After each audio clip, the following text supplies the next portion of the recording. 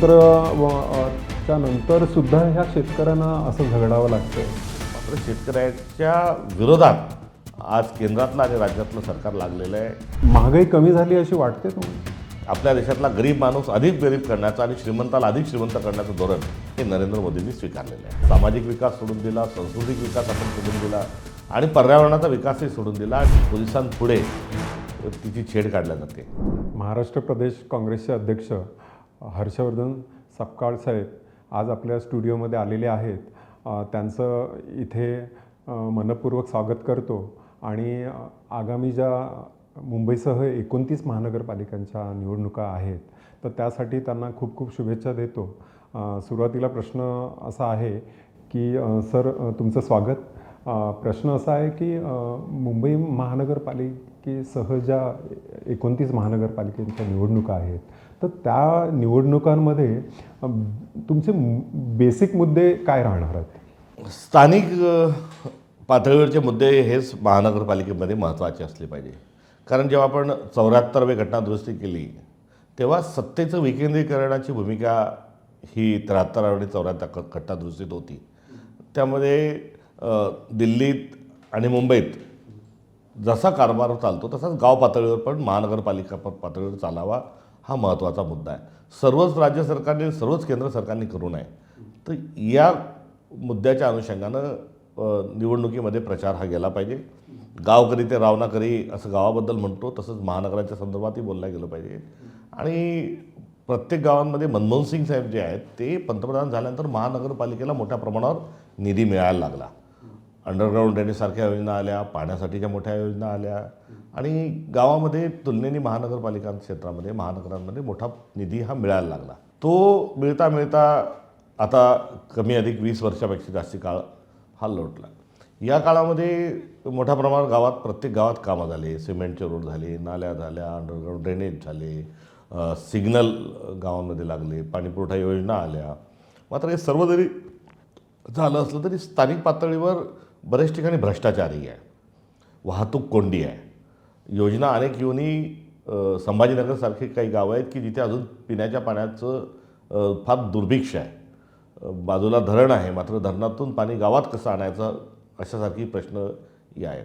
तर एकंदरीत भय आणि भ्रष्टाचारमुक्त प्रशासन हा एक महत्त्वाचा मुद्दा राहणार आहे. आणि त्यासोबतच ट्रॅफिकच्या ज्या समस्या आहेत, अतिक्रमणाच्या ज्या समस्या आहेत, या सगळ्या समस्यांच्या अनुषंगानं एक ठोस भूमिका आम्ही महानगरपालिकेच्या निवडणुकांमध्ये घेऊ. प्रश्न असा आहे की या ज्या दिल्ली दिल्ली राज्य जे आहे तर तिथे प्रदूषणाचा मुद्दा खूप सध्या चर्चेत आहे. तर तशीच परिस्थिती कमी अधिक प्रमाणात मुंबई म्हणा, ठाणे म्हणा, पुणे म्हणा सगळीकडे होत चालली आहे. याला कारणं काय आहेत नेमकी? झाडं जी आहेत ती तपोवनातली झाडं कुंभमेळ्याच्या नावावर तिच्या कत्तली होतात आहे. महामार्गाच्या नावावर वृक्षांची कत्तल होती आहे. दुचाकी वाहन, चारचाकी वाहन यांच्या संदर्भात कुठली भूमिका नाही. ट्रॅफिक जाम सर्वदूर मोठ्या प्रमाणावर झालेला आहे. या सर्व पर्यावरणपूरक जे धोरणं आणि पर्यावरणपूरक जे प्रशासन असलं पाहिजे किंवा जीवनशैली पण असली पाहिजे, या जीवनशैलीपासून आपण फारकत घेत आहोत. आणि आता पहिले असं 25 वर्षापूर्वी म्हटलं जायचं की तुम्हाला पाठीवर गॅस सिलेंडर, ऑक्सिजन सिलेंडर घेऊन फिरावं लागेल. आता त्या दिशेनं आपण खरोखर जात आहोत. ग्लोबल वॉर्मिंगसारखे पण विषय आहेत. त्यामुळे पर्यावरण हा विकासातला एक महत्त्वाचा बिंदू आहे.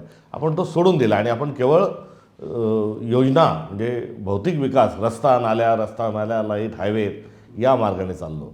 दरडोई उत्पन्न वाढवणं, तो विकास आपण सोडून दिला. सामाजिक विकास सोडून दिला, सांस्कृतिक विकास आपण सोडून दिला आणि पर्यावरणाचा विकासही सोडून दिला. आणि त्याची फार मोठी किंमत ही आपल्याला आता चुकवावं लागत आहे. राज्यात तुम्हाला माहितीच असेल की शेतकऱ्यांच्या आत्महत्या मोठ्या प्रमाणावर होत आहेत आणि शेतकऱ्यांचे जे मूलभूत प्रश्न आहेत म्हणजे त्यांना हमीभाव हवा आहे, त्यांना मार्केट हवं आहे. म्हणजे या स्वातंत्र्याच्या नंतरसुद्धा ह्या शेतकऱ्यांना असं झगडावं लागतं आहे. तर काय म्हणाल तुम्ही? दुःख आहे आणि दुर्दैवी आहे. जो लाखोचा पोशिंदा आहे आज त्यालाच जर स्वतःला लटकून घेण्याची वेळ येत असेल तर हे फारच असहनीय अशा स्वरूपाचं एक आजची ही परिस्थिती आहे. याचं मूळ जे आहे की शेतकऱ्याच्या शेतमालाला भाव नाही. लागत मूल्याच्या 1.5पट भाव देण्याचं मोदीजींनी सांगितलं होतं, मात्र त्याचा विसर पडला. 1.5पट भाव दिलाच नाही. जो भाव होता तो कुठेतरी अर्धावर त्यांनी आणून ठेवला आहे. मात्र बियाणं, खत, कीटकनाशक याची सर्वांची भाव ही वर्धावली आहे. आणि या सर्वांच्या सोबतच जो पतपुरवठा होता त्याच्यावरही फार मोठं संकट हे पतपुरवठ्याच्या अनुषंगाने हा झाला आहे. त्यामुळे कर्ज बाजारी झाला आहे, उत्पन्न त्याला कुठल्याच प्रकारचं नाही, ही आजची असणारी अवस्था आहे. या अवस्थेतून बाहेर कसं यायचं याकरता यापूर्वी शेतकऱ्यांना शेतीचं मालक बनवण्याचं काम हे कुळ कायदा आणला. जमीनदारी पद्धत आपण रद्द केली, सर्वसामान्यांना शेतीचे मालक बनवलं. कुळ कायद्यानंतर सिलिंगचा कायदा आणला, त्यातही मोठ्या प्रमाणात जमीन मिळाली. शासकीय यूज क्लास जमिनी ज्या आहेत त्या वितरित केल्या. आता फॉरेस्ट राईट ॲक्टच्या माध्यमातून केलं की या स्वाभिमानाने माणसांना जगता आलं पाहिजे. मात्र तसं होताना दिसत नाही. आता यातून कशी सोडवणूक करायची यासाठी मनमोहन सिंग साहेबांनी स्वामीनाथन आयोग गठीत केला होता. आणि त्या स्वामीनाथन आयोगाच्या शिफारशी जेव्हा आल्या तोपर्यंत सरकार हे गेलं होतं. त्या दरम्यान स्वामीनाथन आयोगाच्या शिफारशी लागू करण्याच्याच आधी भारतभर मनमोहन सिंग साहेबांनी शेतकऱ्यांची कर्जमाफी देखील केली होती. आयात निर्यातीचं धोरण असं ठेवलं की त्यावेळेस सर्वोच्च शेतमालाचा भाव हा देखील त्यांच्या काळामध्ये हा मिळाला. मात्र आता जो स्वामीनाथन आयोग आहे चा अहवाल जो आहे तो धुळखात पडला आहे. शेतकऱ्याच्या शेतमालाला भाव नाही, किंबहुना भाव मिळू नयेत अशा पद्धतीनं सरकार आज क्रूर पद्धतीने वागतं आहे. त्यांनी शेतकऱ्याच्या शेतमालाला भाव जरी दिला तरी समस्या ज्या आहेत त्या सुटतील. स्वामीनाथन आयोगाच्या जेवढ्या जमतील तेवढ्या तर करा, मात्र शेतकऱ्याच्या विरोधात आज केंद्रातलं आणि राज्यातलं सरकार लागलेलं आहे. हे यावेळेस राजकीय आरोप म्हणून नव्हे तर एक तथ्य म्हणून आपल्याला सांगत असताना दुःख होत आहे. प्रश्न असा आहे की मुंबईसह संपूर्ण देशभरात बेरोजगारी वाढते. कामगारांसाठी जे कायदे आहेत तर त्याच्यात बदल होत आहेत. आता ताजं उदाहरण म्हणजे मनरेगाचं जे आहे ते नाव बदलून नेहरू गांधी संपतील का? नेहरूंचा आणि गांधींचा जो विरोध आहे अकलनीय आहे.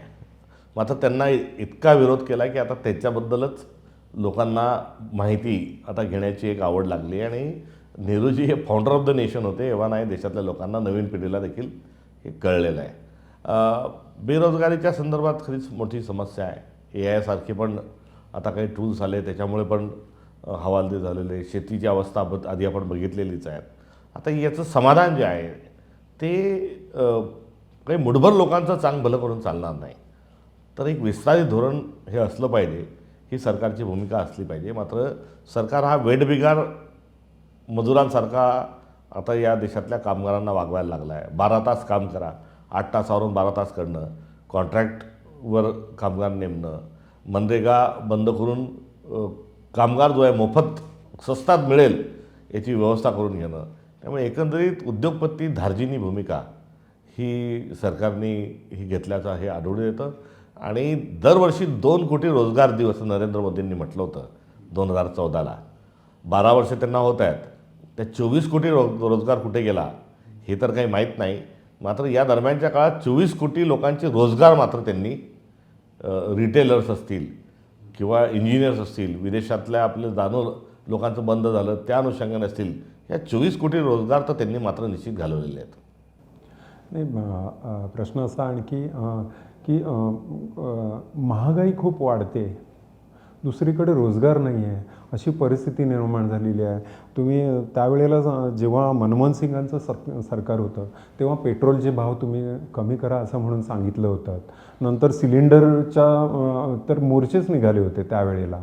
आणि तर हे असं असताना महागाई कमी झाली अशी वाटते तुम्हाला?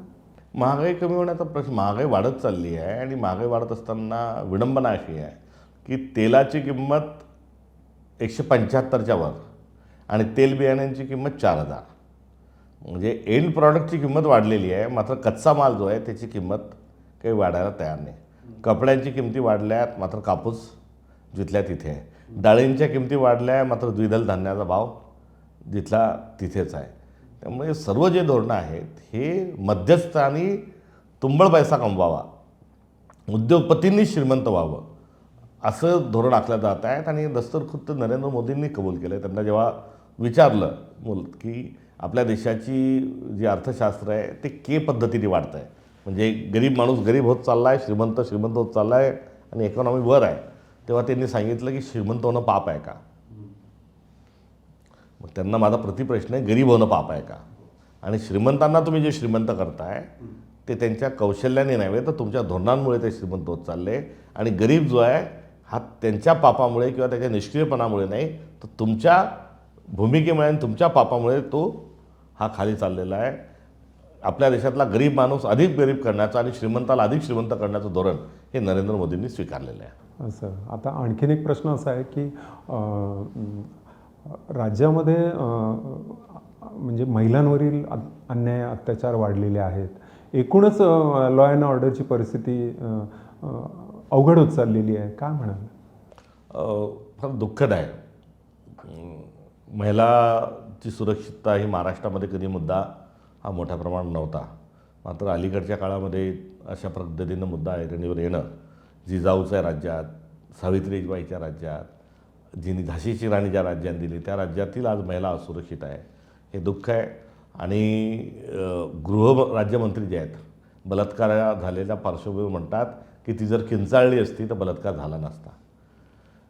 केंद्रीय राज्यमंत्री आहेत, त्यांची मुलगी यात्रेत जाते, पोलीस सुरक्षा असते, पोलिसांपुढे तिची छेड काढल्या जाते.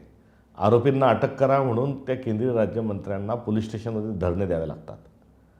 ही असणारी आजची महिलांच्या सुरक्षिततेचा प्रश्न आहे. लोकलमध्ये, रेल्वेमध्ये जे काही चाललं आहे हे भयावह आहे. आणि या राज्याचे गृहमंत्री जे आहेत हे निष्क्रिय आहेत. गृहमंत्रीच मुख्यमंत्री आहेत आणि त्यांच्याकडून कायदा सुव्यवस्थेची लक्तरी वेशीवर टांगला जात आहे. त्यांनी किमान महाराष्ट्राला पूर्ण वेळ गृहमंत्री तरी द्यावा, जेणेकरून कायदा व सुव्यवस्थेची परिस्थिती सुधारेल. एक मुद्दा असा होता की मनमोहन सिंगांचं जेव्हा सरकार होतं तर तेव्हा ही जी दाऊदला आणेन, दाऊदला पकडून आणू, झिंजा पकडून आणू. हां, आणि काळा पैसा पूर्ण संपवून टाकू, अशा ज्या पद्धतीच्या म्हणजे काँग्रेस सरकारविरुद्ध अशी भूमिका तेव्हा गाजली. अण्णा हजारेंनी मोठं आंदोलन केलं. तर आत्ता परिस्थिती काय सुधारली आहे का गेल्या 10 वर्षात? परिस्थिती म्हणजे आता अण्णा जे सगळा आवाज उठवत होते ते आता झोपी गेलेले आहेत आणि रामदेव बाबा जे आहेत ते नजारत झालेले आहेत. त्यामुळे हे प्रश्न अधिक तीव्र झाल्यानंतर देखील याचा प्रोपगंडा जो होता, काँग्रेसला विरोध म्हणून जो एका आंतरराष्ट्रीय एका कटाचा जो भाग होता तो त्यांनी त्यातून साध्य केलेला आहे. पेट्रोल रामदेव बाबा म्हणायचे 35मध्ये विकू, आता ते रामदेव बाबा बोलायला तयार नाही, अण्णा काही त्या बोलायला तयार नाही. आणि या सर्वांनी मिळून आपल्या देशाला फसवलं आहे हे आपणही समजून घेत नाही. याचं शल्य आहे. आसाराम बापूसोबत नृत्य करणारे आपले नरेंद्र मोदीजी जे आहेत हे आता या देशातल्या लोकांना झोक्यावर फिरवत आहेत. अशा प्रकारची एकंदरीत स्थिती आहे. त्यामुळे महागाईचा जो संबंध आहे तो कच्च्या मालाशी जो असतो. मनमोहन सिंग साहेबांनी $140 प्रति बॅरल जेव्हा क्रूड ऑईलचा भाव होता तेव्हा 70 रुपयात पेट्रोल विकलं. आता 80 रुपयावर, किंबहुना युक्रेनचं तेल जर आपण मोजलं तर ते तर अधिक स्वस्त, म्हणजे $50 प्रति बॅरल भाव असतानाही आपल्याला 100 रुपये पेट्रोल भरावं लागतं आहे. आणि याच्यावर जाब आम्ही विचारत असताना आज त्या अनुषंगानं त्याची या संदर्भामध्ये जर आंदोलन करू नये, जर माध्यमं त्याला जर दखल घेत नसतील आणि त्याच्यानुसार एक देशभरामध्ये एक नेरेटिव्ह जर स्थापन करण्यामध्ये मदत करत नसतील तर हे दुःख आहे. हर्षवर्धन सकपाळ साहेब, आपण या ठिकाणी आलात, नवशक्तीला भेट दिलीत, इथल्या पत्रकारांशी संवाद साधलात, त्याबद्दल आपलं मनपूर्वक आभार, धन्यवाद.